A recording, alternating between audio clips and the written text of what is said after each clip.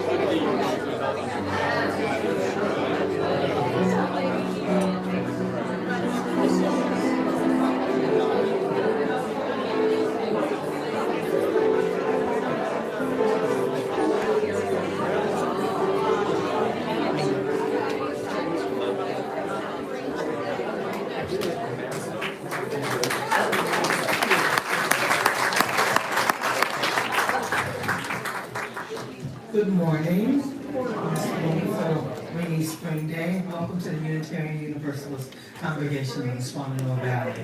My name is Rochelle Broom, and I'm a member of the Board of Trustees. We are a welcoming congregation, united on the side of love and justice. And we like to say we don't have to think alike to love alike. And thank goodness for that, huh? We strive to walk through this life with open hearts, open minds, and hope that all who walk this earth with us will find the strength and the will to walk it with best intent as often as possible. May the time we spend together today in this place make us braver, more compassionate, and wiser than we woke up this morning.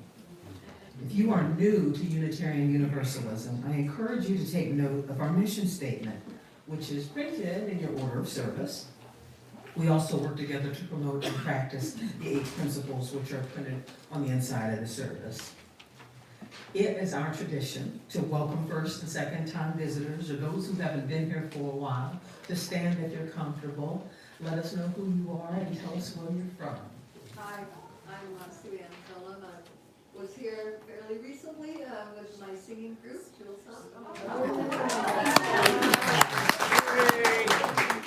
I'm on my way back to Chapel Hill. Welcome back. I'm Kathy Brown, I'm back. Yay! A wonderful winter, I'm so glad I'm here in the winter. Yes. It's cold, guys. This is Welcome. back to the summer. Welcome. Welcome home. Hi, I'm Sophia. This is Alex. It's our first time here.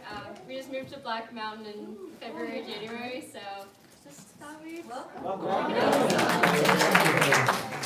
Glad to have you. Anyone else on this side? How about over here? I'm George Gales, and I live in Asheville, and this is my first time here. Welcome. Anyone else on this side? Dwayne Maynard, second time. I live here in Black Mountain. Welcome. Welcome back. Come on down, folks. Anyone? Come on in. Oh, yes, thank you. Anyone else here on this side from the first or for their first or second time? Any newbies? Please, tell us who you are. Hi, I'm Melinda Douglas. My husband Tim is with me as well, and I'm Lauren Vermillion's mom. We're visiting from Destin, Florida. Yeah. Well, we hope it warms up for you. Did I miss anyone? All right. Well, welcome to you all. We're exceedingly glad that you're here with us today. If you're interested in learning more about us, or you'd like to receive information about how to be more involved in this community, there's a white card in the back of the pews. Looks like this. And it can also be found on the table up there in the foyer. Please fill out a card and either place it in the collection plate today or leave it on the table in the foyer so that we can get in touch with you. I have just a couple of announcements regarding what's happening after service today here. It's potluck day, and as you all noticed, there's a whole bunch of furniture and stuff in the foyer because we're getting ready for a yard sale next weekend. So apologize for the tight quarters, but one way we're going to try to accommodate, since it is raining outside, is to bring some tables in here. So if immediately after the service, if you please help us by stacking all these chairs behind the pews against the wall and windows. We're going to bring some tables in here and then put the chairs back out so people have a place to sit and eat. So thank you very much for your help and patience while we set up the tables in here this morning. The second thing is all you folks who are graciously volunteering to help with the yard sale. The volunteers are meeting right after the service in Evelyn's room in the back. So please go ahead and get your food and head on back to your meeting. It is also our practice to acknowledge that the land where we are now gathered has not always been ours to call home. UUCSB acknowledges with respect that the land we are on today is the ancestral home of the Cherokee and of other indigenous people. The Cherokee, through stewardship, understanding, and conservation, survived and thrived in this land. We acknowledge their enduring connection to their homeland. Now, if you would, please silence or completely power down your cell phones so that our service may begin.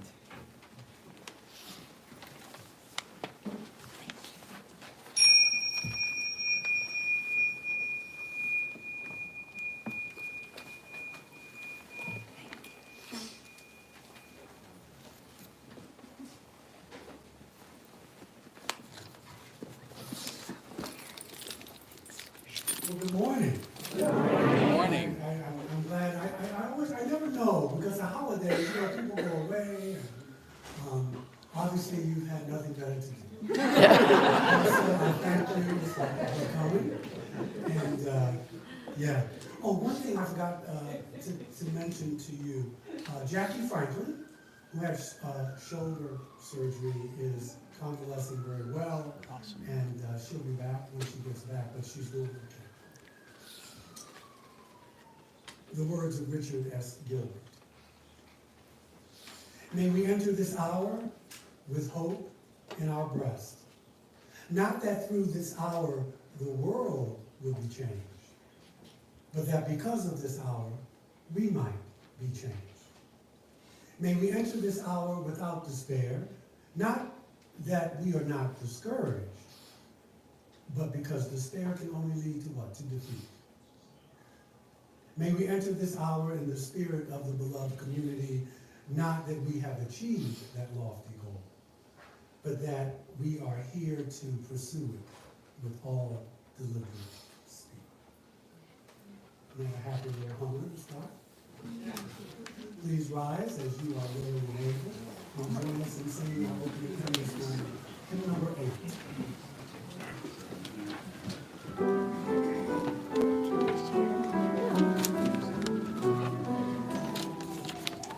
Mothers Spirit, Father, Spirit, where are you?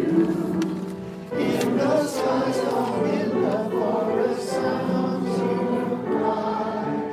What to give you, what to call you, what am I? Many thoughts are in the ocean deep and wide.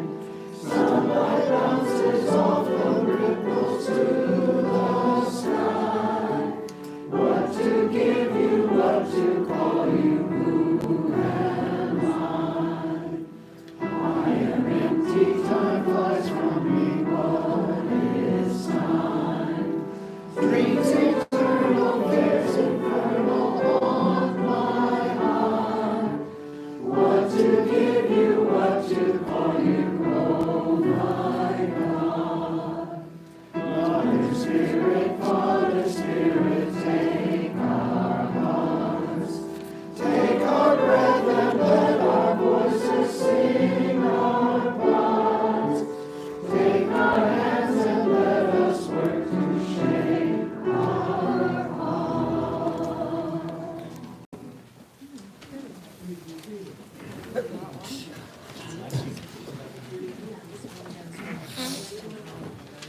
Following last week's service, I was talking with Michael in his office about him using in the sermon the catchphrase, human doing versus human being. And I told him that I had just finished a poem called Human Doing, because as some of you may realize, I have a habit of being more of a human doing than a human being. He said, well, why don't you share that poem next week? I said, well, that might work because I'm giving up the courage to change, which is the topic today. So here's human doing. The stack of papers on my desk to review is now 10 inches high. Phone calls and emails too. I'd rather play internet hearts. I know this is stupid, but I've just put in 5 hours for others, so sue me. The shower helps some, but my back still aches from hauling mulch. This is how I invest my time in retirement? Maybe I need a vacation from my commitments. But which must I choose to let go? After all, how much external affirmation do I now need? Mr. Reliable may not be so for long.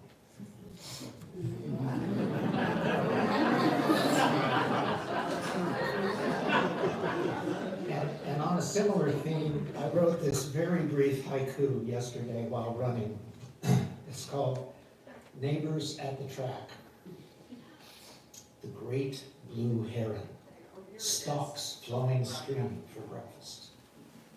I run in circles.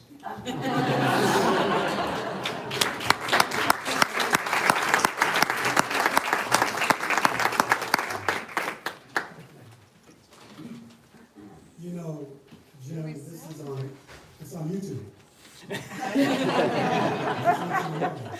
Oops. Let you know that. So, it is Memorial Day. And we are still fighting wars. So, we have to know. And the reading is 583 in the back of the gray hymnal. And we will read it responsibly. The young dead soldiers do not speak. Nevertheless, they are heard in the still houses. Who has not heard them? They have a silence that speaks for them at night and when the clock counts. They say, we were young, we have died, remember us. They say we have done what we could, but until it is finished, it is not done. They say we have given our lives, but until it is finished, no one can know what our lives gave. They say our deaths are not ours, they are yours. They will mean what you make them.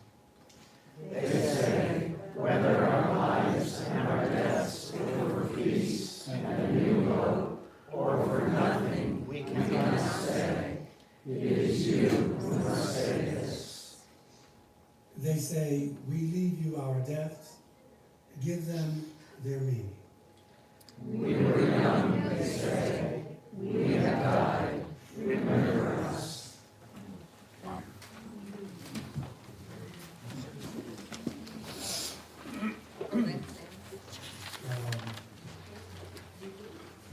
We have a seat in the car.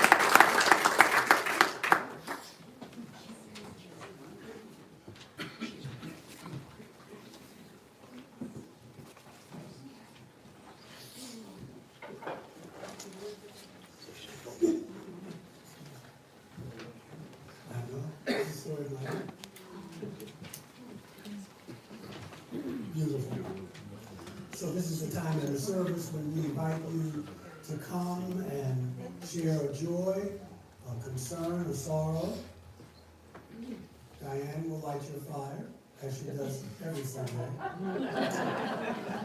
And the floor is yours.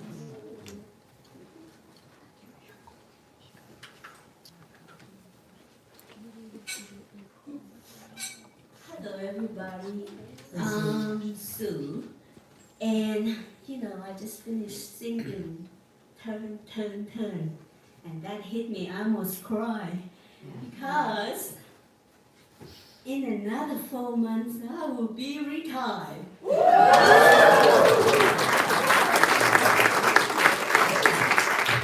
And I'm scared to death.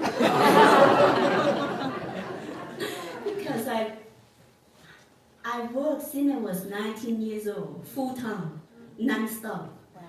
And I don't know what to do if I don't work. So I'm really scared. Please pray for me.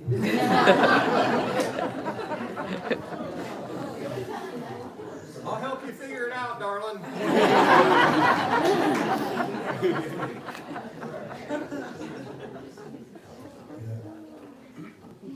You can join the board.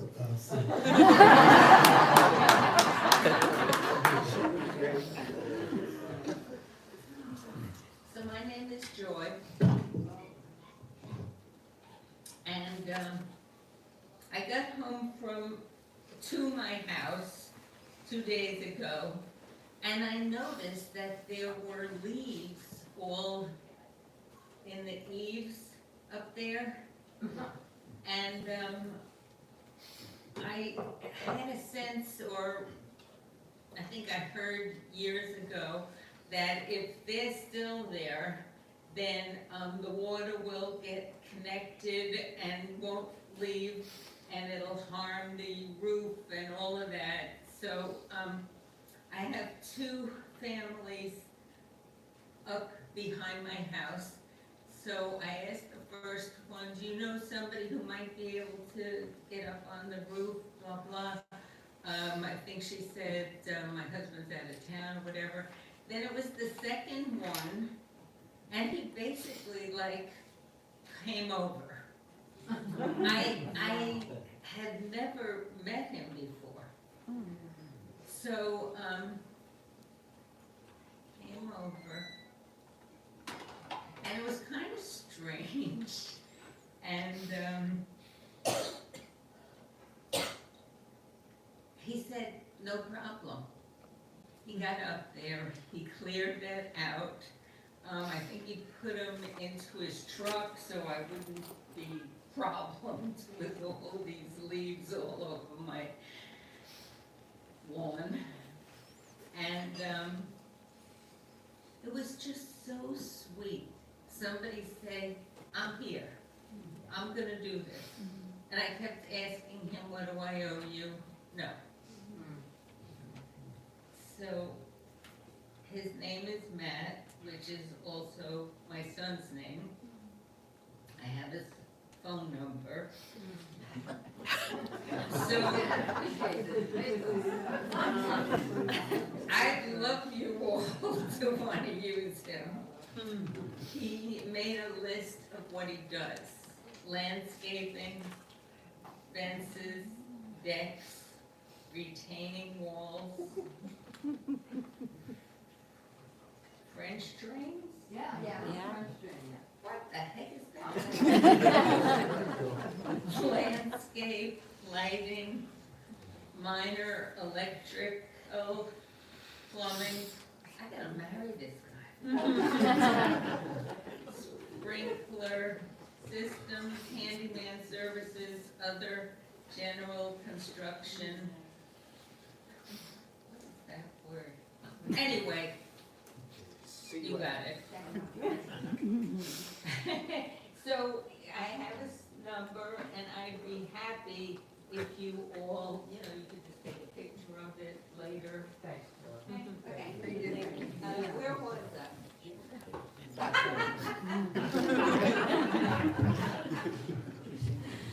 Morning. I'm Larry. Just a couple of concerns and joys. Russ Keeney, many of you know Russ Keeney. He's had surgery recently. He's recovering, and just wanted to keep him in mind. Both a concern and a joy because he is recovering, but it's going slower than he'd like it to. And Jessica Thomas, I'll just mention again, is going through chemo right now.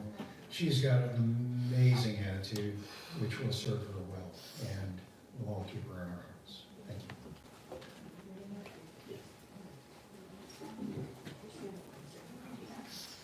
I'm Jim, and I have a joy, and that is this congregation once again stepped up. A month ago, my wife had pancreatic surgery, and the care committee stepped up and gave us 8 days of meals, which we desperately needed because I don't cook very well. And she is doing wonderfully. This is the second week that she's singing in her choir at her church. So thank you all for allowing that. I'm Leah, and I just had a concern. My cousin, Vicki Chandler, she's about, I think she's 64 now, and she had breast cancer, and she has such an amazing attitude, and got through that years ago, and then she was recently, never having smoked, been diagnosed with lung cancer. So just keep her in your hearts and prayers, Vicki Chandler. Thanks.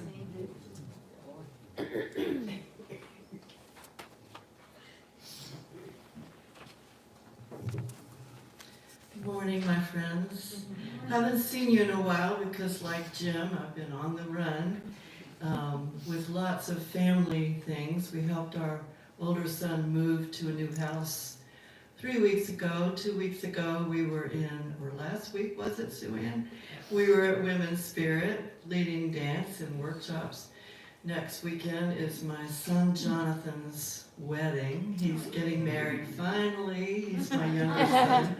He's 40, never been married, and his wife-to-be is 40, never been married. We're so relieved. And thrilled. So I'll be missing you. I'm so glad I got to be here for this week for choir. Thank you, Anna Linda, for such wonderful songs and leadership. It is a joy to sing with this group.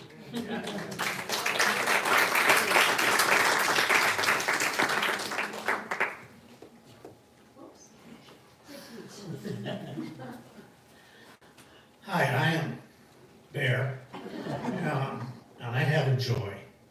I've been coming here for a couple of years, but this is the first time I sat next to a 92-year-old lady, Ann, who is fabulous.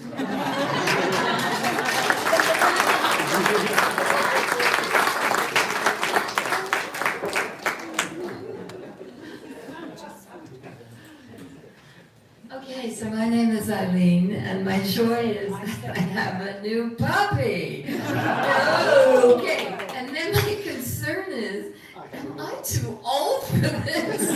I'm serious. So, I'm serious. If anyone has any tips, if you would speak with me after the sermon, I'd be so, thank you. I'd be so grateful. Thank you very much. Never too old. I'm Mary Soyanova, and I'm going to be the plant lady at the sale. And my joy is, at Christmas when it went down to 6 degrees, all my fig trees froze. But this spring, which is the real resurrection, they started coming back. And so I potted some up, and I will bring them to the yard sale. They are special figs that came from South Korea. And if you have any plants that need to be divided, please bring them to us. Thank you.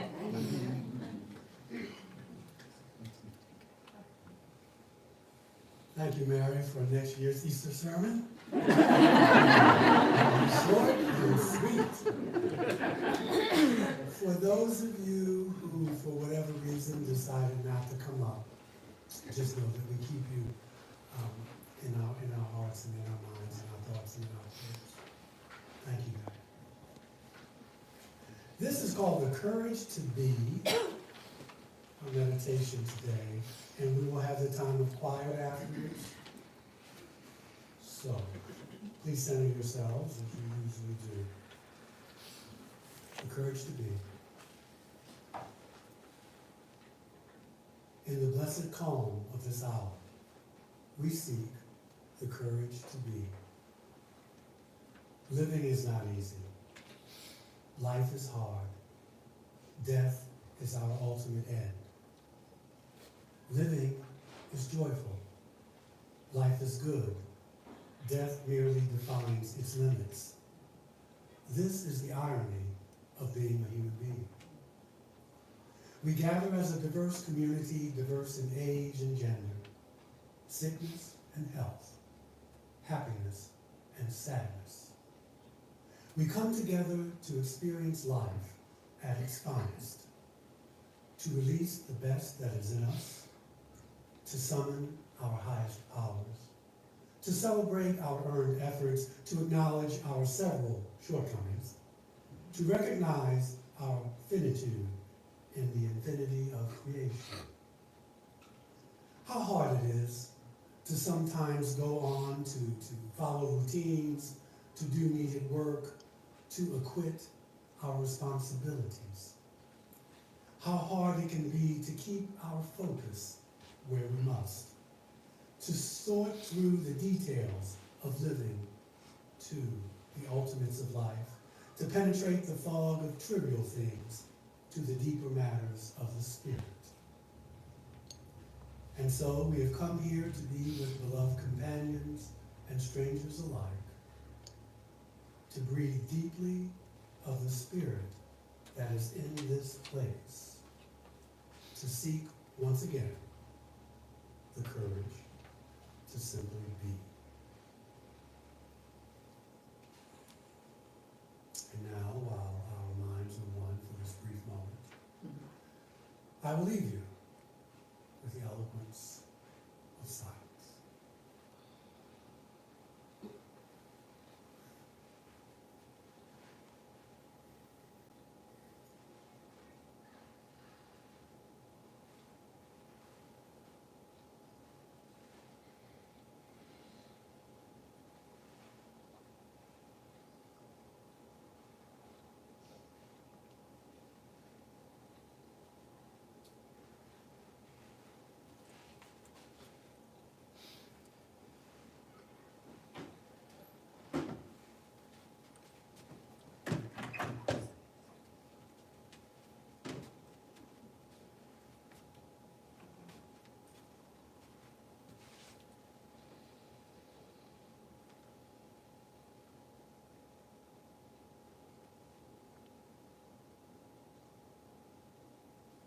The rain sounds good.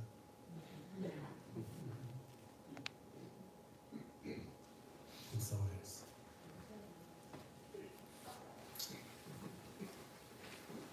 What will we do after? Okay.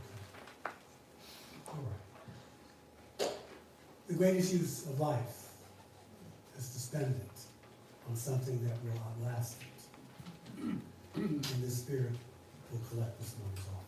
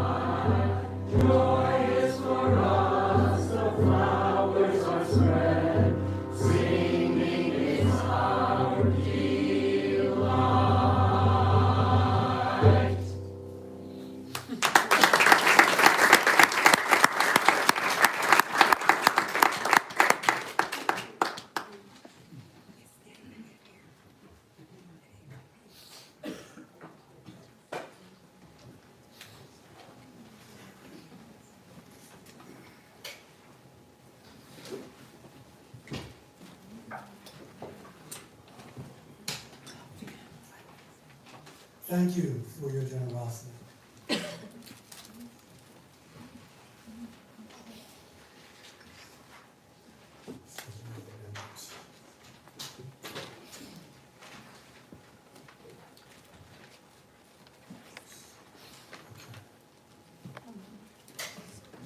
I want to talk about the courage it takes to change your mind, to change course. It's been said that those who cannot change their minds cannot really change anything. A dying tree branch hits a friend in the head and lays open her scalp. When she recovers from the coma, she says, "You know, I'm getting it. Someone was trying to tell me something." A loved one discovers a deadly tumor. An expensive ring is lost, or you discover that the internet stock that was guaranteed to make a fortune is worthless. You awake from a dream, you stumble and fall down and you break your leg. Life is messy. But there's a sense saying that one accident is worth 1,000 meditations. Some more traditional spiritual traditions posit that there are no meaningless accidents, that there is a grand design that governs all human affairs. On good days, I believe that. On bad days, it's woo-woo. But let's humor me for just a moment. Despite the seeming randomness, conscious forces also try to reach us to move toward a higher state of consciousness, but with limited means with which to act. If you believe in guardian angels or spirit guides, they're probably going like this when you do some of the things that you do or that I do. So perhaps, just perhaps, suffering is sometimes the only available language or instruction. When we are running on the wrong track, when we are walking on the wrong path, we may need a shock to awaken us to question just what the hell it is we think we are doing. Harmatia is the Greek word for sin, and of course we know that it does not mean evil or that your children are born into this. It just means missing the mark. So a blow from nature can be a reminder that we are not sinners, but that we are simply on the wrong path. We may need to change our mind and our course, and so a course correction is in fact needed.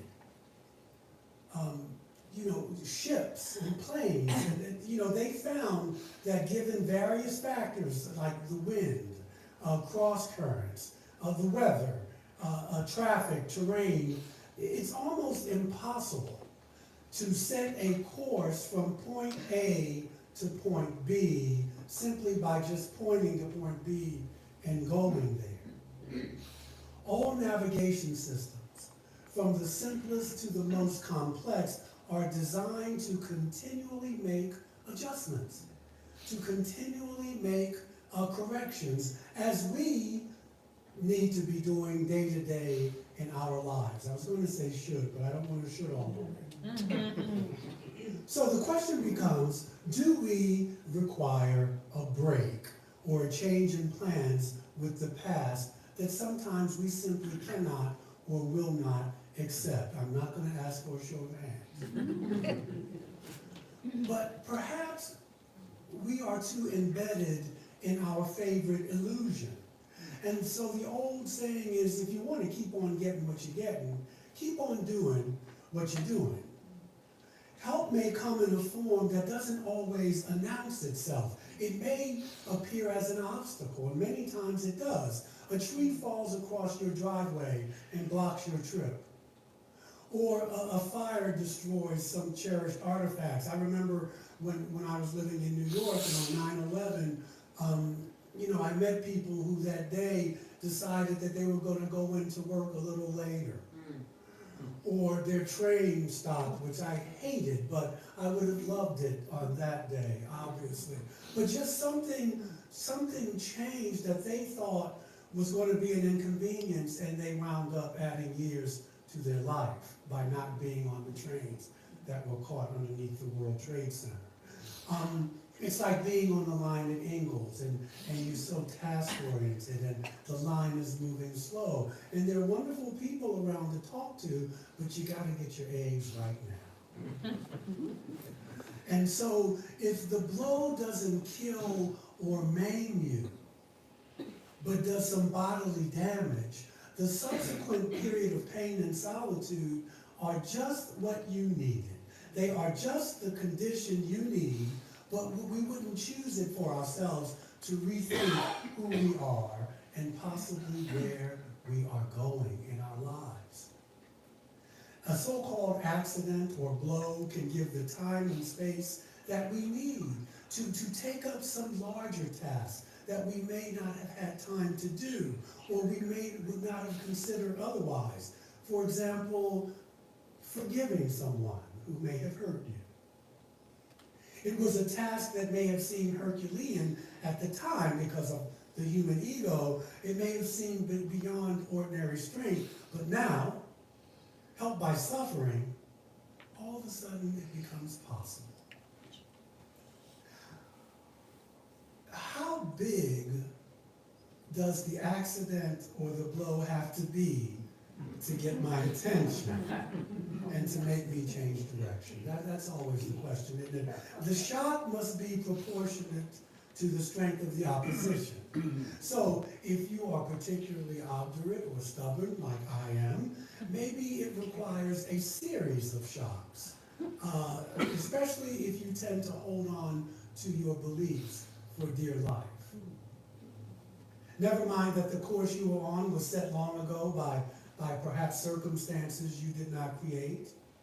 It may be the lawful result of centuries of chaos coming together in that very moment.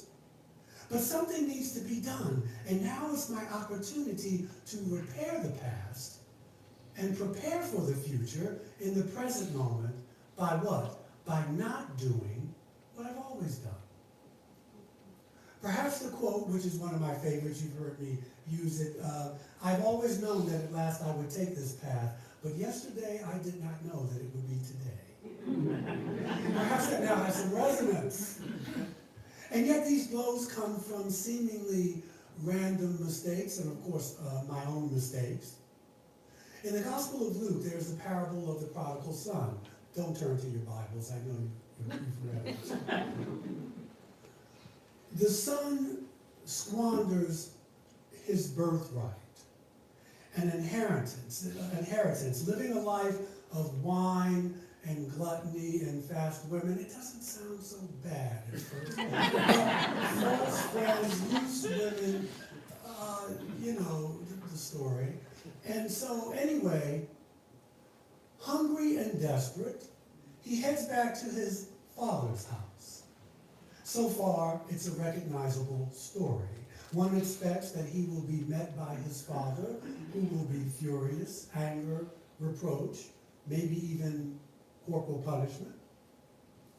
But instead, his father orders a feast prepared, and his prodigal son is wrapped in robes of honor. It's really interesting. I remember the first time I went to a 12-step meeting for the codependency I had at the time, and I was telling people these terrible things that were going on in my life, and they ran up and gave me their phone numbers. Very bizarre.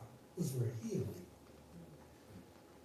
The father seems to appreciate the course correction that his son's life had taken, yet the older brother is baffled. He doesn't get it. He says, I was faithful to you, Father, and I never got as much as a roasted pig. But my bum of a brother gets a feast.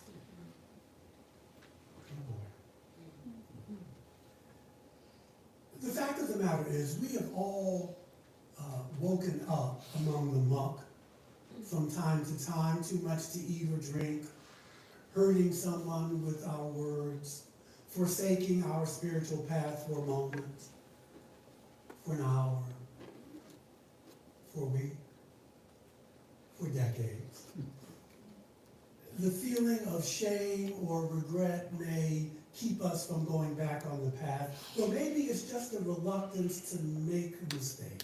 I have met people who have said to me that my parents, you know, if they come about family of origin and stuff, my parents would rather die than admit that they have made a mistake. And so the question becomes, are other people the cause of my problems?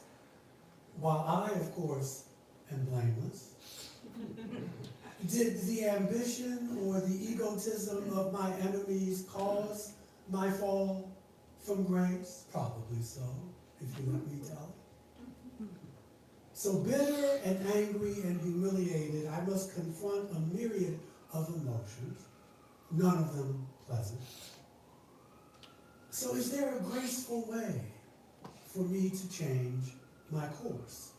And we hear about it, you know, everything we hear about it geopolitically. You know, we need to, don't push Putin into a corner. Give him a chance to back out. You know, he's got, and there's some truth to that. Don't go poking the bear. Let people save face. But see, if you're addicted to being right, then you that never cross your mind. Because being right is what's most important. And so the way of transcendence is difficult to fathom by merely earthly values. So that turning towards a higher altitude, if you will, a higher plane of consciousness may be the goal of this parable. Because if you look at the parable the way Jesus was talking about it, then it makes perfect sense. The experience of failure allows us to exercise our freedom and capacity to choose. Mistakes have been my greatest teachers. The fall may have been unconscious, but the return is intentional. It is an exercise in what? In free will. We have free will. We do have free will. But free will means that we can choose to do whatever we want with our lives, as long as we realize we cannot escape the consequences of our actions. But you can do whatever you want. The return redeems the tragedy of the fall, a voluntary return that was once given, but it wasn't valued at the time. So, for instance, if you are born with great wealth, you may not value it because it came to you without struggle. You may have been born into a religion, but you must choose now a different path, another religion, or another spiritual path. The 12 steps, New Thought, metaphysical teachings, emphasize this choice, that the pupil, the student, comes only of her free will and stays only as long as she wishes. Though I may know better, or think I know better, I secretly believe, on some level, that my journey should be a straight path upwards. No peaks and valleys, no discouragement, untroubled by dark periods. But continuous ascent would violate every law we know of nature, as well as the law or principle that life is not what? That the universe, it's not linear, it is cyclical. But please don't confuse me with facts. I may persist in believing that if only I had the right character trait or sufficient willpower, it would be possible for me to be constantly good. Catastrophe, great loss, an event strong enough to interrupt my plans to challenge some strongly held belief may be the only way for me to wake up. Have you ever had that? I'm not going to add, don't raise your hand. But I'm just saying, it may be the only way for me to examine and change direction in my life. You know, it's the old adage, if you want to make God laugh, you tell her your plans. I will not change course easily or at all, as long as things are what? Good. Going my way, yeah. But I need to grow. I need to grow. I need to evolve. And the experience of a fall with its humiliation, disappointment, regret, inevitably changes me. Some of the hard crust of my ego may soften. Some empathy for the life of others may appear. Sometimes growth requires relocation, a change in the company that I need to keep, a new way of thinking. I discover that I am not what happened to me, but who I choose to become. Did I mention that those who cannot change their minds cannot change anything? Yeah. I did. I know you want to get to that. Did I mention that if you can't change your mind, you're not using it? Okay. Oftentimes, the change is not what's so painful, it's our resistance to the change. Remember this little jewel? God grant me the serenity to accept the things I cannot change, the courage to change the things I can, and the wisdom to know the difference. Change is not the end of the world.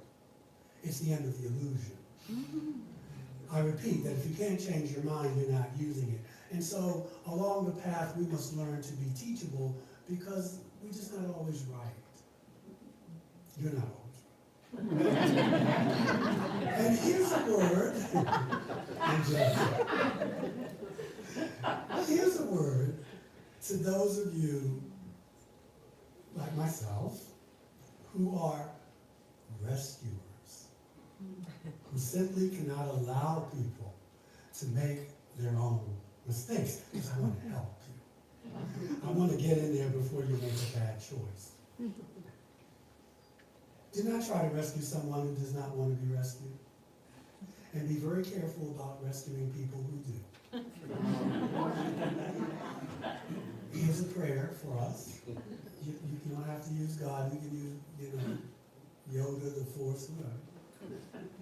God grant me the serenity to accept the people I cannot change, the courage to change the one I can, and the wisdom to know it's me.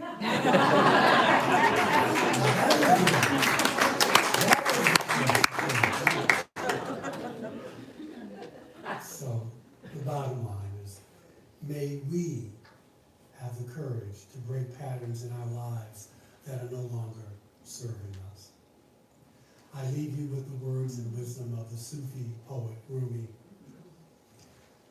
Come all ye heathens and fire eaters, though you have broken your vows 1,000 times, come. Come. Just come.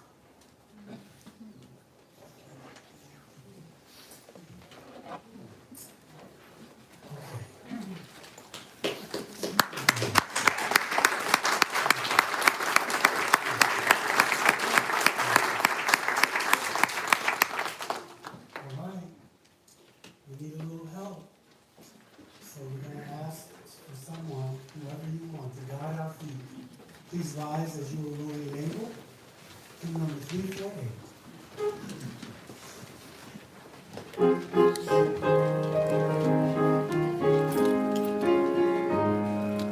Guide my feet while I run this race. Guide my feet while I run this race.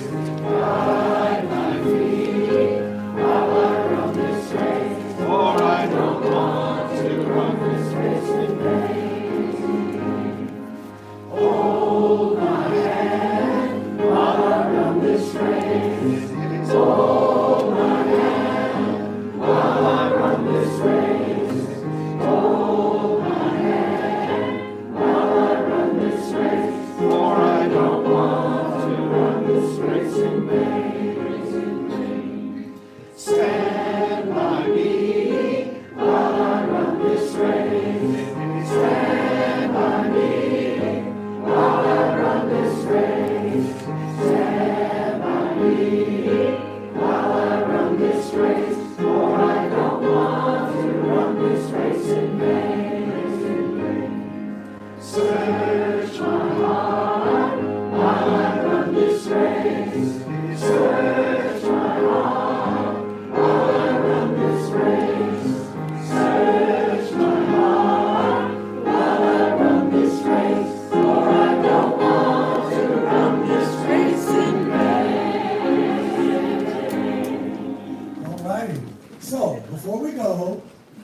to show the maestro, the choir, Jim Carrillo, and Alex, and David, and they're on the computer, so you better be nice to them.